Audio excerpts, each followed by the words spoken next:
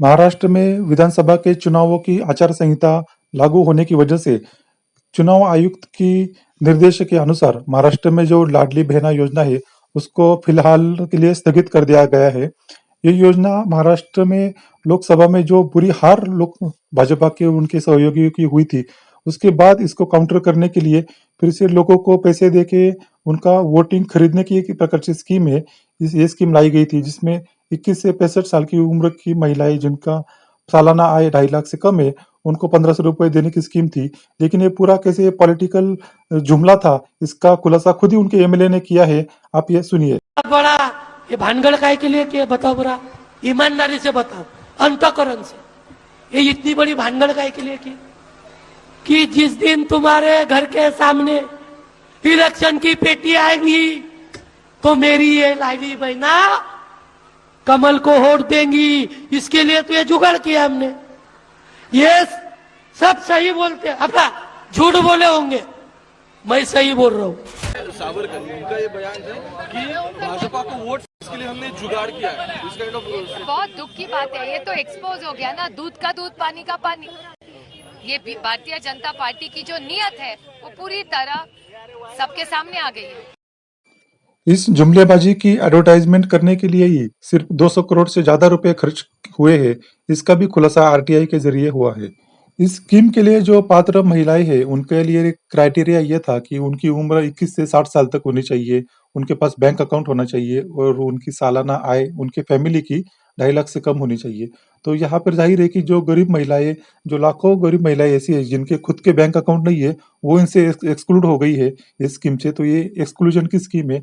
उसके बाद बहुत सारी और चीजें है कि जैसे आपके फैमिली के पास अगर 5 एकड़ से ज्यादा जमीन है, आपके पास 4 व्हीलर है या आपकी फैमिली में कोई इनकम टैक्स भर रहा है, ऐसी कई चीजें है कि फिर आप इस स्कीम के लिए एलिजिबल नहीं हो।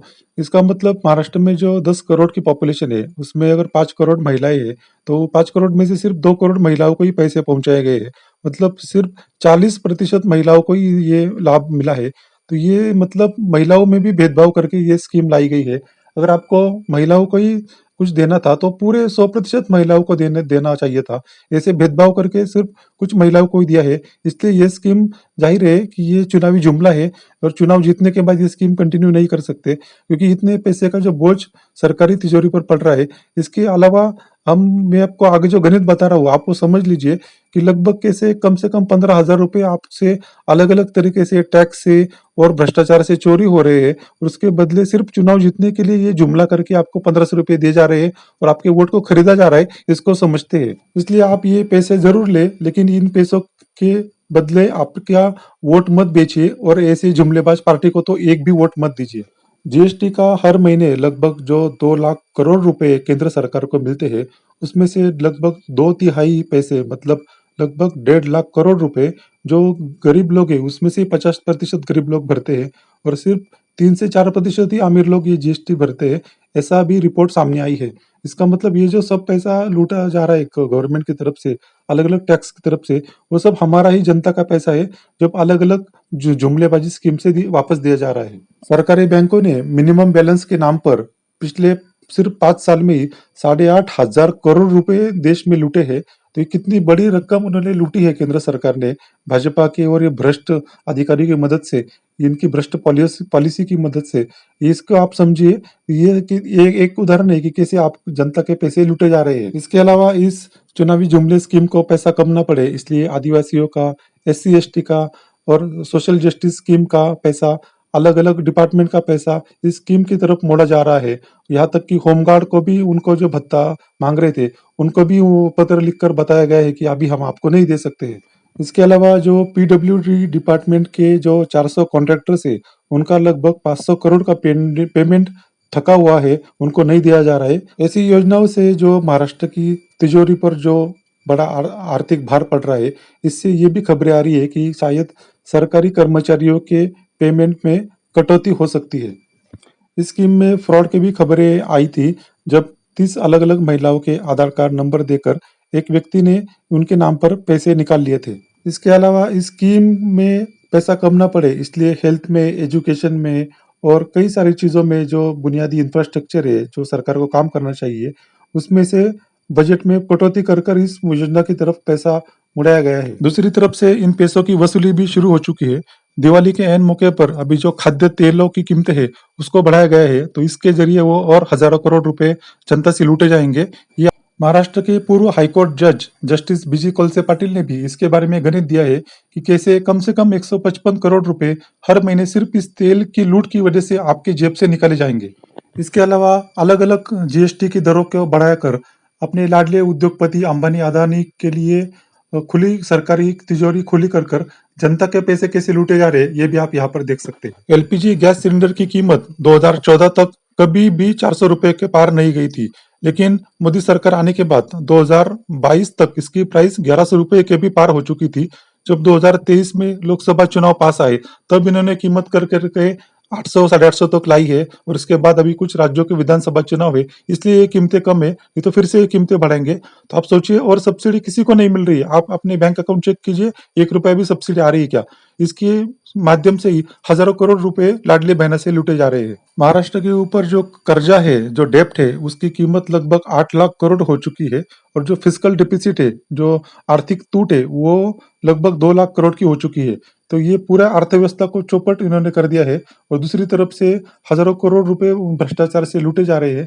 जो ये इनमें से बहुत सारा हिस्सा हमारी यही लाडली बहना ही सरकार को पे कर रही है। सुबह से शाम तक हम कितनी सारी चीजों पर टैक्स पे करते हैं, जीएसटी पे करते हैं। पेट्रोल डीजल जिसका प्रोडक्शन कॉस्ट 30 रुपए के आसपास है, वो हम 100 रुपए से भी ज्यादा में खरीदते हैं। इनकम टैक्स पे करते हैं, लोकल म्यूनिसिपल टैक्स पे करते हैं, और वन टाइम रोड टैक्स पे करते हैं, टोल टैक्स पे करते हैं। कितने सारे टैक्स पे करते हैं, इसके बदले में हमको क्या मिल रहा है? हेल्थ और एजुकेशन की बुनियादी सुविधाएं है, ये सरकार का काम है कि सभी जनता को मुफ्त और उच्च दर्जे की दे। ये भी सरकार नहीं दे पा रही है।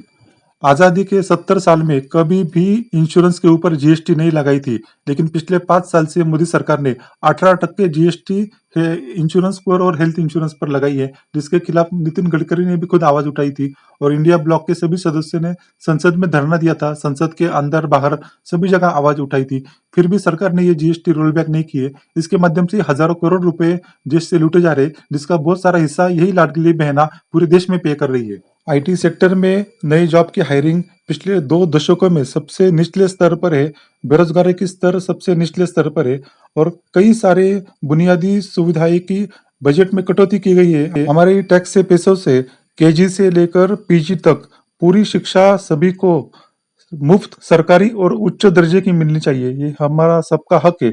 लेकिन आप देख रहे हैं अभी प्राइवेट स्कूल, प्राइवेट अस्पताल, प्राइवेट कॉलेज, यहाँ पर लाखों करोड़ों रुपए लोगों के खर्च हो रहे हैं शिक्षा और स्वास्थ्य के लिए, जो देना सरकार का मूलभूत कर्तव्य है। इसका बहुत बड़ा हिस्सा फिर से हमारी लाडली बहना ही सरकार को पे कर रही है। भारत में राइट टू हेल्थ बिल लाना बहुत जरूरी है, जिससे देश के हर नागरिक को उच्च दर्जे की और फ्री में सरकारी स्वास्थ्य सेवाएं, हॉस्पिटल्स यहाँ पे सभी को मुफ्त मिले और हाई क्वालिटी की मिले। ये सबका हक है। देश में ये सबसे ज्यादा केरल में हो रहा है ऐसी सुविधाएं, उसका रिप्लिकेट दिल्ली में हुआ है। ये सभी जगह पे सभी स्टेट्स को इसका रिप्लिकेशन करना चाहिए, वो फॉलो करना चाहिए। ये सभी नागरिकों का मूलभूत हक है। इसके लिए भी जो सारा करोड़ों रुपए पैसे खर्च हो रहे हैं, उसमें भी हमारी लाडली बहना बहुत सारा कॉन्ट्रीब्यूट कर रही है। जो माँ हमें जन्म देती है, उसका नाम सभी सरकारी डॉक्यूमेंट्स में बच्चे के नाम के आगे सबसे पहले होना चाहिए, उसके बाद बाप का नाम। इसकी डिमांड में पिछले कई सालों से सरकार को कर रहा हूँ। सरकार का अगर सच्ची में महिलाओं के लिए कुछ करना है तो ये डिमांड फौरन मंजूर करो। उसके बाद सभी सरकारी और प्राइवेट हॉस्पिटल में महिलाओं की डिलीवरी फ्री में होनी चाहिए। इंश्योरेंस पर जीएसटी हटा देना चाहिए। सैनिटरी नैपकिन और मेंस्ट्रुअल कप पर जो भी जीएसटी लगाए वो भी हटाना चाहिए। महिला अत्याचारों पर कड़ी से कड़ी सावधानी बरतनी होगी। पुलिस को और जुडिशियल रिफॉर्म्स को लाना होगा, उसके बिना महिला अत्याचार संभव नहीं है। इस पर मैं अलग से वीडियो बना रहा हूँ, क्योंकि ये सभी चीजें पुलिस और जुडिशियल रिफॉर्म से जुड़ी हुई है। इसके बाद मेट्रो, रेलवे, बस सभी जगह पर महिलाओं को 50% सब्सिडी में टिकट मिलना चाहिए। और सबसे इम्पोर्टेंट बात, जो अगर 50% महिलाएं हैं तो उनको रिजर्वेशन 33% नहीं, सभी क्षेत्रों में, प्राइवेट हो या गवर्नमेंट हो, सभी जॉब्स में 50% महिलाओं को रिजर्वेशन मिलना चाहिए। यहाँ तक कि इलेक्शंस में भी सभी सीटों पर महिलाओं के 50% सीट रिजर्व रखनी चाहिए। तो ये सब चीजों का आप विचार कीजिए कि अगर आपसे कम से कम 15,000 रुपए आपसे सरकार लूट रही है और ये चुनावी जुमला की तरह आपको 1500 रुपए दे रही है, तो ये कौन सी चीज सही है, कौन सी गलत है, आप खुद सोचिए। और इसके बारे में आपको क्या लगता है कृपया आपकी राय कमेंट कर यहाँ लिखिए और चैनल पर नए हैं तो सब्सक्राइब कीजिए। धन्यवाद।